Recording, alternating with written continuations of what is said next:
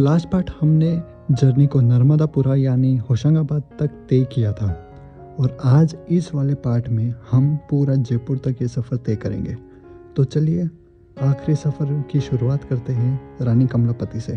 दोस्तों अभी समय हो रहा है 7:40 एंड अभी हमारी ट्रेन आके रुकी है रानी कमलापति स्टेशन, जिसको पहले हबीबगंज नाम से जाना जाता था। ये रेलवे स्टेशन इंडिया का पहला प्राइवेटाइज स्टेशन है एंड इस स्टेशन को ओन करता है बंसल ग्रुप। एंड ये स्टेशन पूरा एक modern world class modern railway station है। यहाँ से डिपार्चर हो गया, आगे बताओ। वैसे ट्रेन रानी कमलापति में 2 घंटे लेट पहुंची थी और सिर्फ 2 मिनट रुकने के बाद चल पड़ी थी भोपाल के लिए। सभी का स्वागत है दी सिटी ऑफ लेक्स भोपाल में। यहाँ पे हमारी ट्रेन का टाइमिंग था 5:50 PM को एंड हमारी ट्रेन पहुँची है 2 घंटा 5 मिनट देरी से। अभी टाइम हो रहा है 7:55 एंड यहाँ पे हमारी ट्रेन का 10 मिनट का हॉल्ट है। भोपाल को जंक्शन इसलिए कहते हैं क्योंकि यहाँ से एक लाइन चली जाती है उज्जैन की तरफ, जिस लाइन में हम बढ़ने वाले हैं, एंड यहाँ से एक लाइन चली जाती है दिल्ली की तरफ वाया वीरांगना लक्ष्मीबाई। एंड भोपाल में आपको खाने पीने की सब चीज़ों की फैसिलिटीज़ मिल जाएगी।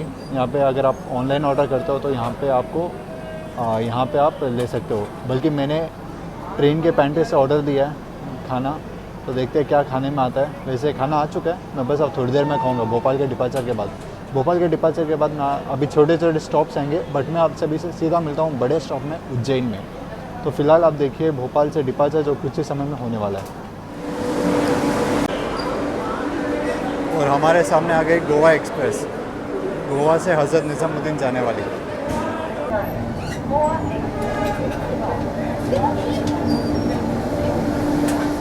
दस मिनट रुकने के बाद हम लोग अब चल चुके हैं भोपाल जंक्शन से।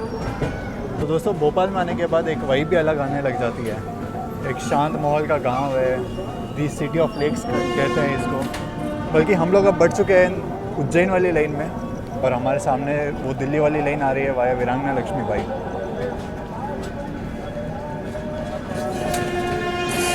तो फ़िलहाल भोपाल से चल चुके हैं एंड मैंने ये वेज थाली ऑर्डर की थी। पेंट्री कार से वेज थाली आई है, देखते हैं इसके अंदर क्या है। खाना खाने के बाद आपको एक डिस्क्लेमर देता हूँ। ये मेरे पापा ने कहा है एंड कल रात को सोने से पहले हमारे जो को पैसेंजर्स है वो भी इसी टॉपिक के ऊपर डिस्कशन कर रहे थे। तो क्या है आपको बाद में बताता हूँ। फ़िलहाल हम देखते हैं खाने में इस थाली के अंदर क्या क्या खाने को है। तो हम इसको ओपन करते हैं एंड इसको ओपन करने के बाद क्या है, चावल है, ये दाल, ये सब्ज़ी एंड इसके अंदर रोटी है। वहाँ पे पानी की बोतल है। इसको खाना खाते टेस्ट करते कैसा है, क्या ये वर्थ है या नहीं, आपको मैं ऑनेस्ट रिव्यू दूंगा। तो सबसे पहले हम चावल खाते हैं, कैसा है चावल।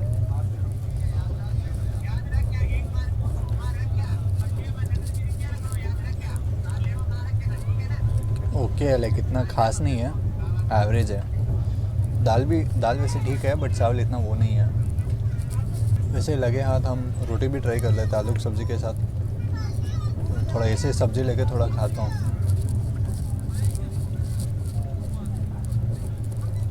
सब्ज़ी ठीक है, काइंड ऑफ घर का स्वाद है इसमें, बट मिर्ची ज़्यादा है। इस सब बहुत बड़ी बड़ी रोटियाँ दे दी, 3 रोटी मिली है इसके अंदर। इसको भी खाते हैं।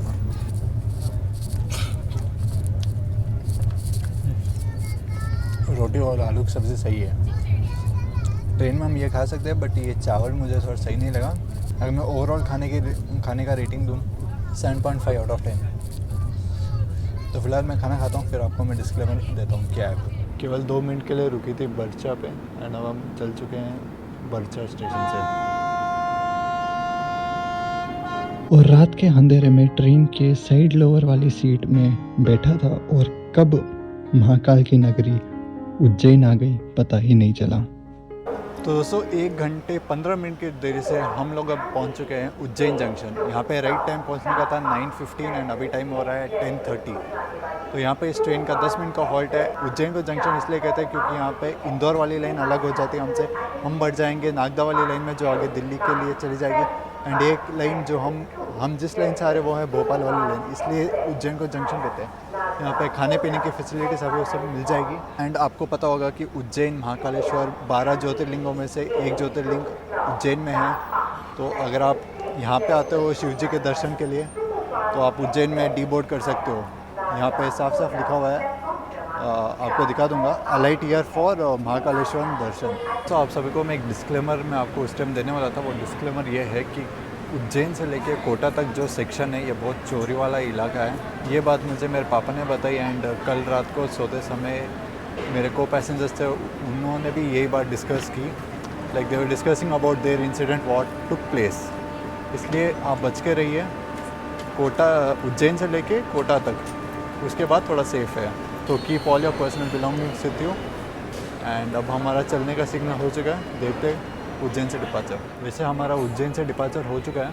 अब यहाँ से जो नेक्स्ट स्टॉप है वो है नागदा। नागदा में बहुत बड़ा रिवर्सल पॉइंट आएगा, वो देखेंगे नहीं। तो फाइनली हमारा डिपार्चर उज्जैन से भी हो चुका है एंड बस अब इसका जो नेक्स्ट स्पॉट है वो है नागदा। नागदा में हमारा रिवर्सल पॉइंट होगा सवाई माधोपुर तक, उसके बाद फिर से रिवर्सल पॉइंट होगा सवाई माधोपुर से टिल जयपुर तक। तो अभी फ़िलहाल के लिए बस इतना ही। अभी मैं जा रहा हूँ सोने, भूख सुबह जल्दी उठना है। And has I said you, Ujjain से लेके कोटा तक जो सेक्शन है ये बहुत चोरी वाला इलाका है। यहाँ के लोग बहुत होशियार है, उनको पता चल लग जाता है ये गाड़ी साउथ से है तो उनको पता है भाई सब पैसे वाले होंगे तो चढ़ जाते हैं। पूरे ट्रेन को स्क्वाड लगाते जब तक ट्रेन चले ना उस 10 मिनट में। जैसे ही ट्रेन चलने को लगी उठाया अपना बैग भाग गए। ये वाला इंसिडेंट मुझे कल एक मेरी को पैसेंजर डिस्कस कर रही थी अपने फ्रेंड्स के साथ, तो मैंने भी नींदों में उनकी बातें सुन ली व्हाटएवर। बट ये हकीकत की बात है तो यार सावधान रहिए, ओके। और एक बात बता दूँ, ठंड अब बढ़ने लग गई। अभी सर्दी वापस बढ़ने लग गई। जैसे साउथ में था तब साउथ में इतनी ठंड थी नहीं एंड सुबह साउथ में भी इतनी ठंड थी नहीं, हल्की हल्की ठंड थी। फिर पूरे महाराष्ट्र में लेके मध्य प्रदेश के बैतूल हमसे धूप थी। भोपाल के बाद तो टेम्परेचर है वो ड्रॉप होने लग गया। सो बस अभी ठंड बढ़ने लग गई। बस अभी मैं वापस अपना जैकेट वैकेट पहन के रेडी हो जाता हूँ कल सुबह के लिए। और अब रात काफ़ी हो गई तो मैं चला सोने और ट्रेन अब मात्र 1.5 घंटा लेट चल रही थी। ठंड भरी सुबह में मेरी नींद 4:10 पे खुली और जब मैं नीचे उतरा तो हमारी ट्रेन सवाई माधोपुर में खड़ी थी। थोड़ा आगे गया तो हमारी ट्रेन में लोको रिवर्सल कंप्लीट हो गया था और सिग्नल भी मिल चुका था। चाय लेने का मन बनाया और ट्रेन का हॉर्न सुनकर ट्रेन के अंदर चढ़ गया। वेरी गुड मॉर्निंग दोस्तों, आप सभी का स्वागत है इस डे 3 की जर्नी में। तो फ़िलहाल हमें सवाई माधोपुर स्टेशन में ये ट्रेन 4 बजे आके लग गई सवाई माधोपुर में एंड यहाँ से अभी इसका डिपार्चर का भी समय हो चुका है। अभी टाइम हो रहा है 4:30। यहाँ पे ट्रेन वेल बिफोर टाइम आ गई एंड अभी ये ऑन टाइम डिपार्ट कर रही है। सवाई माधोपुर को जंक्शन इसलिए कहते हैं क्योंकि यहाँ से एक लाइन आती है कोटा से और यहाँ से एक लाइन मुंबई के लिए चली जाती है, दिल्ली से आती है, और एक लाइन यहाँ से सीधी चली जाती है जयपुर की तरफ, इसलिए यहाँ को जंक्शन कहते हैं। यहाँ पे खाने पीने की फैसिलिटी सब चीज़ अवेलेबल है। तो अब हम देखते हैं सवाई माधोपुर से डिपार्चर। सवाई माधोपुर से ऑन टाइम डिपार्चर होने के बाद सभी यात्रियों को जयपुर पहुंचने की उत्साह थी। अपने लव्ड वन से मिलने की खुशी दिख रही थी और ऑफ कोर्स मेरे को भी बहुत खुशी हो रही थी अंदर ही अंदर। वैसे कुछ भी बोलो, अभी राजस्थान में जो सवाई माधोपुर में जब मैं रुका था, लाइक 4 बजे ट्रेन आकर रुक गई थी। लाइक ऑलमोस्ट आधा घंटा रुकने के बाद लाइक जब मैं उठ के मुँह धो के नीचे उतरा, वैसा बुरी वाली ठंड 9 डिग्री सेल्सियस। मुँह धोने का मन भी नहीं था, इतना ठंडा था पानी। कैसे भी करके धोया।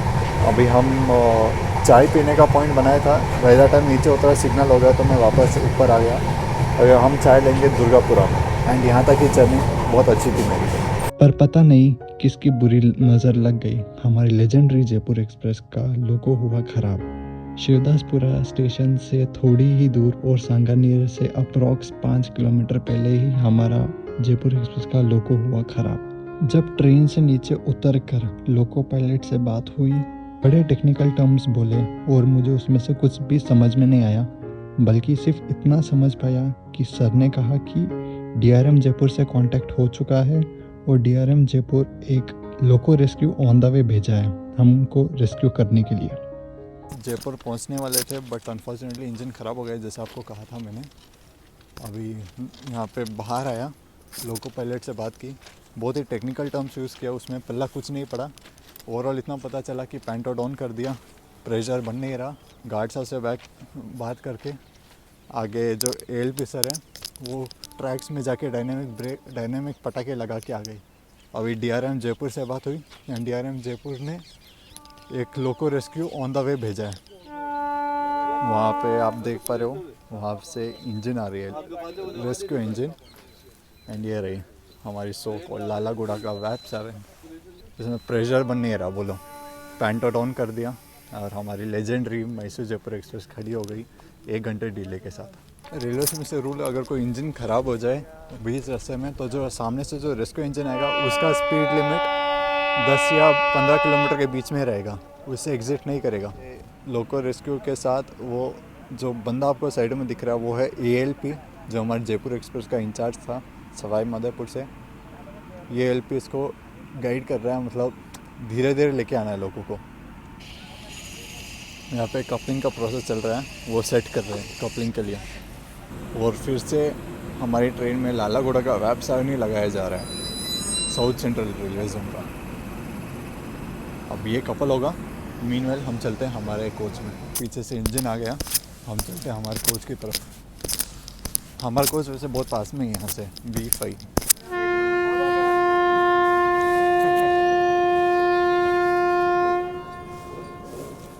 तो 7:30 को हम बस चल चुके हैं संगनेर के आउटर से। अरे ये ड्राइवर पीछे लेके जा रहे हैं।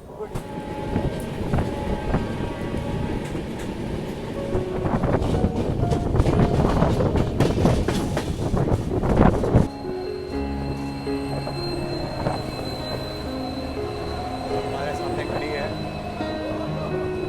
जालंधर श्रीनगर एक्सप्रेस।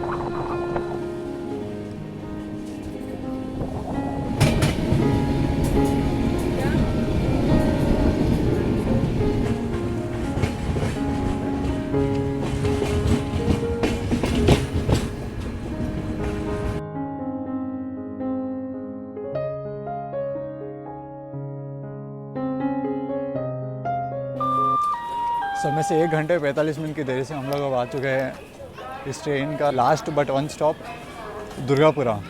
यहाँ पे ट्रेन का पहुँचने का टाइमिंग था सुबह के 6:01, बट यहाँ पे हम पहुँचे हैं 7:52। ऑलमोस्ट 1 घंटा 50 मिनट की देरी से हम लोग चल रहे हैं। 1 आवर 45 मिनट्स 1 आवर 50 मिनट्स के देरी से हम चल रहे हैं। यहाँ पे इस ट्रेन का सिर्फ 2 मिनट का हॉल्ट है। 2 मिनट के हॉल्ट के बाद हम लोग अब चल जाएंगे लास्ट स्टॉप के लिए जयपुर। आधी से ज़्यादा फ्रस्ट्रेटेड जनता यहीं पे उतर गई। अब आधी ट्रेन इधर ही खाली हो जाएगी। ऑलमोस्ट 1.5 घंटे बाद पहुंचे दुर्गापुरा। यहाँ से चलने के बाद हार्ट बीट तेज़ हो गई मेरी। और वैसे दुर्गापुरा से Jaipur railway station approx 6-7 kilometre है, ज़्यादा नहीं है। बीच में एक बयास गोदाम करके एक आएगा, उसको स्किप लेंगे बस। जैसे जैसे हम जयपुर जंक्शन के करीब आ रहे थे, वैसे ही मेरी धड़कन बढ़ती जा रही थी। पता नहीं क्यों, पर एक पल के लिए लगा था कि अभी भी मैं सपना देख रहा हूँ, पर यह हकीकत था कि मैंने ऑलमोस्ट मेरी फर्स्ट सोलो ट्रिप बैंगलोर से जयपुर तक पूरी कर ली। और खूबसूरत कर्व के साथ हमारी ट्रेन जयपुर जंक्शन में एंटर होने वाली है। बहुत ही सुंदर कर्व के साथ हम लोग अब जयपुर एंटर करने वाले हैं। वो रहा जयपुर का जयपुर मेट्रो लाइन। बहुत स्लोली स्टेडीली हम लोग एंटर कर रहे हैं जयपुर फाइनली, इसका लास्ट टर्मिनेटिंग स्टॉप।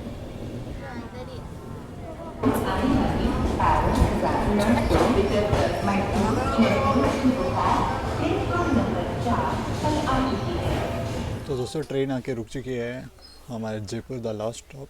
अब मैं आप सभी को इस ट्रेन का इंटीरियर दिखाता हूँ। मैं AC 3 टाइप में ट्रैवल कर रहा था, तो 3x3 की सीट है। ऊपर वाली है, बीच वाली है, साइड वाली है, same as it is follows. यहाँ पे साइड लोअर साइड अपर। अब हमको इस ट्रेन में कर्टन्स देखने को मिल गए एंड बेड रोल्स देखने को मिल गए। अगर आपको ये व्लॉग यहाँ तक अच्छा लगा तो इसको लाइक कर देना। एंड अब मैं मिलता हूँ आपसे नेक्स्ट वाले व्लॉग में। आप वो व्लॉग पहले देख होंगे, फिर आप ये व्लॉग देखोगे। चलते बाहर।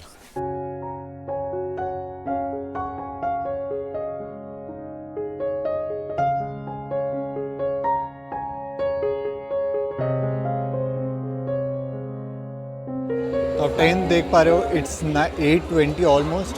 एंड हम लोग समय से 1.5 घंटे देरी से हम पहुंचे हैं जयपुर जंक्शन। सब ट्रेन अब यहाँ पे ख़त्म हो गई। इस ट्रेन को ऑपरेट करती है नॉर्थ वेस्टर्न रेलवेज़।